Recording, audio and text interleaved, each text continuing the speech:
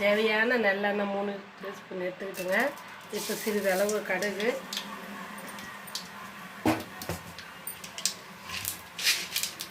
தேவையான கடலைப்பருப்பு, தேவையான உளுத்தம்பருப்பு, சிறிதளவு சீரகம்.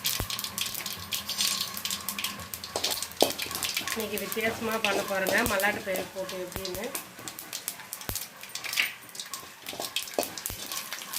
எடுத்துக்கிட்டோம். ஒரு வெங்காயம் எடுத்துக்கிட்டேன். வெங்காயம் வதங்கிடுச்சு. இப்போ ஒரு தக்காளி போடுறேன். இந்த தக்காளி வதங்கிறதுக்காட்டியும் மல்லாட்டு பயிர் வறுத்து வச்சுக்கோங்க. மல்லாட்டு பயிர் பொடி பண்ண போகிறேன். இந்த மல்லாட்டு பயிர் சிறிதளவு நமக்கு தேவையான உப்பு போட்டுட்டேன். கீரை நல்லா வதங்கிடுச்சு. இப்போ நம்ம அரைச்சி வச்சுருக்க